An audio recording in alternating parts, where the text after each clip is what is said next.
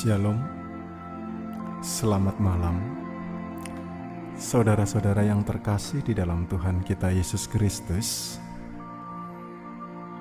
Kembali lagi dalam lilin malam GKJ Mergangsang. Saudara-saudara yang terkasih di dalam Tuhan, saat ini kita berbicara mengenai ego.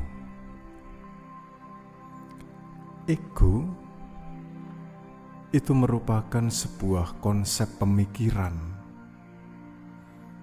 di mana ego itu sebenarnya ingin menunjukkan identitas diri. Dan karena ego itu merupakan sebuah konsep pemikiran,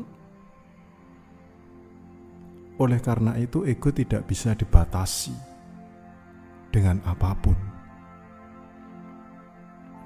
Kita bisa bebas untuk berpikir, mau pikiran yang positif, mau pikiran yang negatif, di mana pemikiran itu nanti akan berimbas pada sikap seseorang dan perilakunya. Dan jikalau kemudian kita tidak berhati-hati, maka kita akan terjebak dengan sikap egois.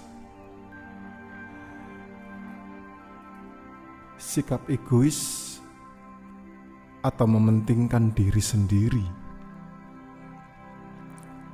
itulah yang seringkali nampak dalam kehidupan kita. Ketika kita sedang ngobrol dengan kawan-kawan kita, ketika kita sedang membangun ikatan rumah tangga, ataupun dalam sebuah organisasi, keegoisan itu muncul. Sehingga yang terjadi, kita hanya mementingkan diri kita dan mengabaikan pandangan atau pemikiran, bahkan perilaku dari orang lain. Oleh karena itu, pada kesempatan malam hari ini, kita bersama-sama belajar untuk mengesampingkan ego,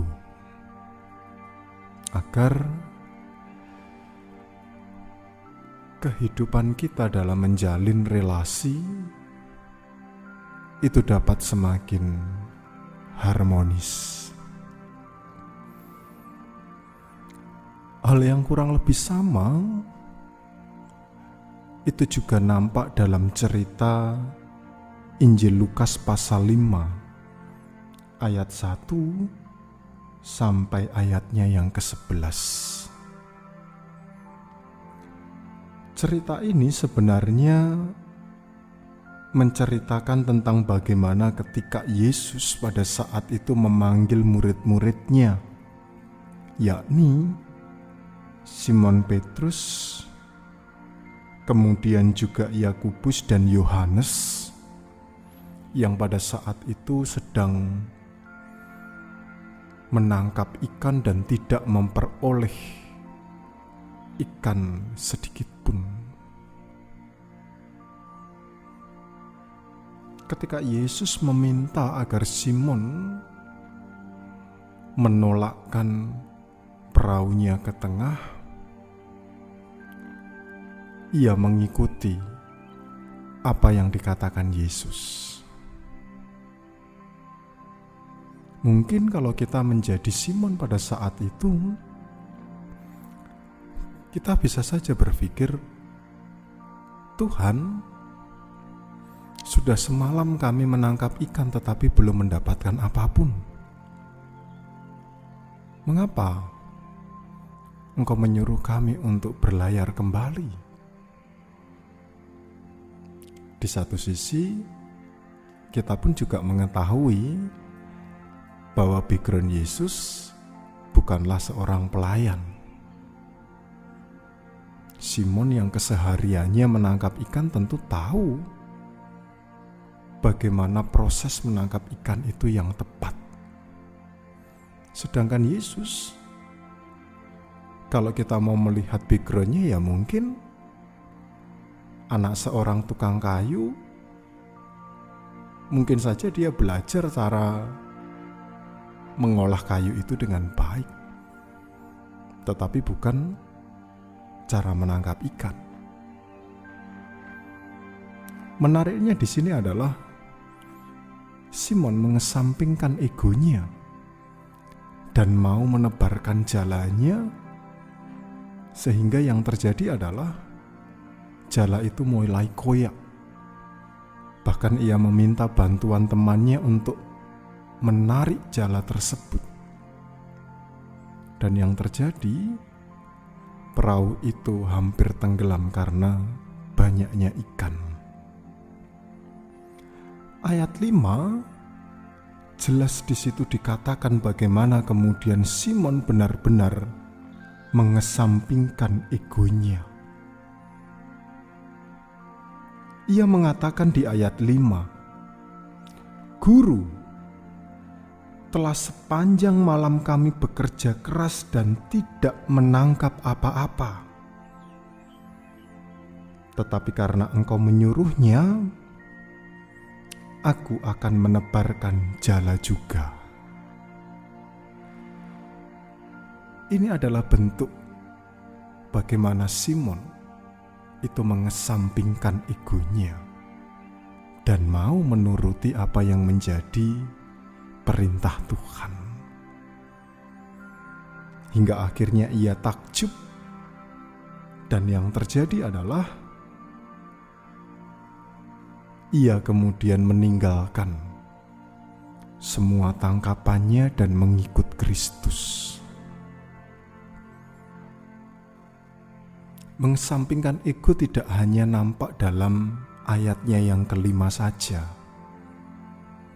tetapi ketika Simon memutuskan untuk mengikut Yesus, itu pun juga merupakan sebuah bentuk mengesampingkan ego. Karena kembali lagi, kalau kita berada di posisi Simon, semalam suntuk tidak mendapatkan ikan, Yesus meminta untuk menebarkan jalannya, ikannya banyak. Setelah dapat ikan, harusnya secara logika ia dapat berpikir, lumayan nih, bisa dijual dapat untung banyak dan sebagainya. Tetapi ia tidak melakukan itu. Ayat yang terakhir, ayat yang ke-11, mereka pun meninggalkan segala sesuatu lalu mengikut Yesus. Sungguh luar biasa. Dan disitulah kemudian Simon dipakai oleh Tuhan untuk menjadi muridnya serta menjadi pelayannya. Kembali lagi mengesampingkan ego. Ada banyak hal contoh dalam kehidupan kita hari lepas hari. Terkadang karena rasa keegoisan kita, sesuatu itu malah menjadi keruh, menimbulkan permasalahan, membuat hubungan kita tidak harmonis, dan yang sebagainya. Tetapi ingatlah bahwa hanya dengan mengesampingkan ego kita, maka kehidupan yang damai sejahtera, yang harmonis, itu akan Tuhan nyatakan. Mari kita bersama-sama mengesampingkan ego kita, meneladani sikap Simon, sehingga kita boleh mendapatkan limpahan berkat Tuhan. Mari kita berdoa. Allah Bapa Surgawi, ketika kami boleh melihat dalam kehidupan kami hari lepas hari, kami sungguh meyakini dan kami merasakan serta kami melihat ada banyak sekali hal-hal yang membuat kami tidak mau untuk mengesampingkan ego kami.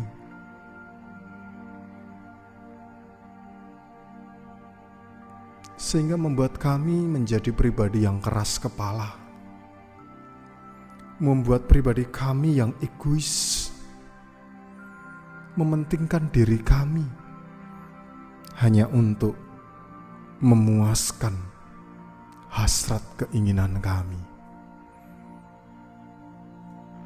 Terkadang keegoisan itu muncul ketika kami membangun rumah tangga.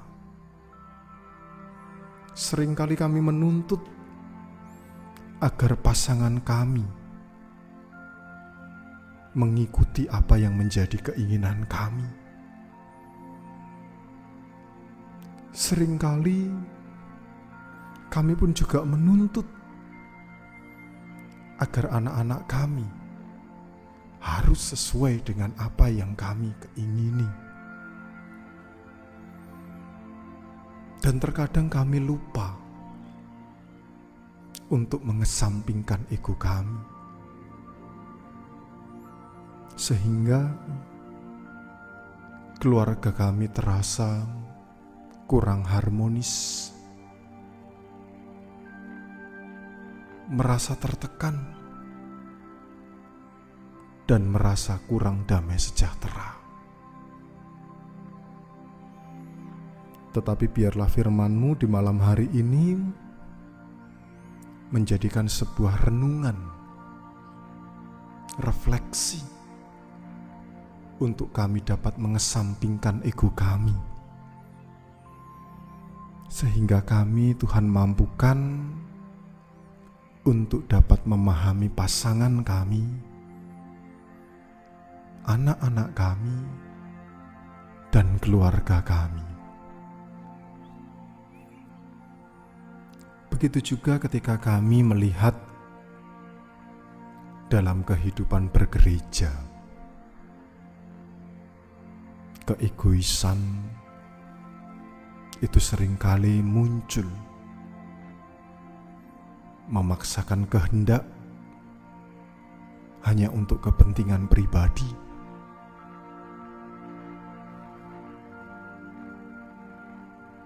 Oleh karena itu, Tuhan, mampukan kami untuk dapat mempunyai hati yang bijaksana, sehingga ketika kami berpelayanan dengan mengesampingkan ego, kami dapat menjalin relasi antar pelayan kami, antar kolega kami dengan baik. Dan biarlah itu semua kami gunakan hanya untuk kemuliaan nama Tuhan. Berkati setiap kami yang terlibat di dalam pelayanan, sehingga hanya nama Tuhanlah yang dipermuliakan. Saat ini kami juga berdoa untuk kehidupan pekerjaan kami. Terkadang kami pun juga lupa untuk mengesampingkan ego kami dalam kami bekerja. Sehingga yang terjadi, kami hanya mengikuti hawa nafsu kami. Kami hanya fokus pada diri kami. Kami lupa bahwa ketika kami membangun pekerjaan, relasi itu perlu juga untuk dibangun. Dan terkadang karena keegoisan itu seringkali kami melukai rekan sekerja kami. Oleh karena itu Tuhan, pada kesempatan kali ini kami memohon ampun daripada-Mu. Biarlah rasa-rasa keegoisan yang pernah muncul dalam kehidupan kami, Tuhan ampuni, sehingga kami lebih bijaksana dalam mengambil sikap, dalam berperilaku, dalam bertutur kata, hingga damai Tuhan dinyatakan. Bila mana pada saat ini kami hendak menutup lelah kami dengan beristirahat, Tuhan jagai, Tuhan sertai, sehingga kami boleh beristirahat dengan nyenyak, sehingga kami boleh terlelap dalam tidur yang baik, hingga kami pada hari esok dapat membuka lembaran baru, membuka mata kami, semangat untuk mengawali aktivitas kami dengan tubuh yang sehat, dengan tubuh yang prima, dan tentunya Tuhan mampukan untuk dapat melakukan firman Tuhan, yakni mengesampingkan ego kami. Terima kasih Tuhan,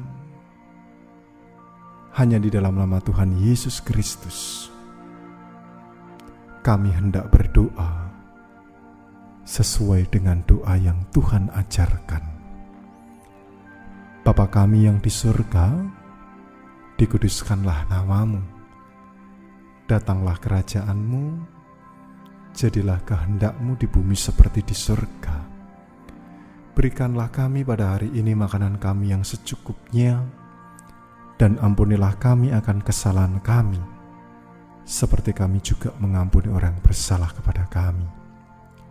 Janganlah membawa kami ke dalam pencobaan, tetapi lepaskanlah kami daripada yang jahat, karena Engkau-lah yang punya kerajaan dan kuasa dan kemuliaan sampai selama-lamanya. Amin. Bapak, Ibu, dan saudara-saudara yang terkasih di dalam Tuhan kita Yesus Kristus, selamat malam, selamat beristirahat. Kiranya kasih setia Tuhan dan damai sejahtera Tuhan senantiasa menyertai Bapak, Ibu, saudara sekalian. Shalom. Tuhan memberkati.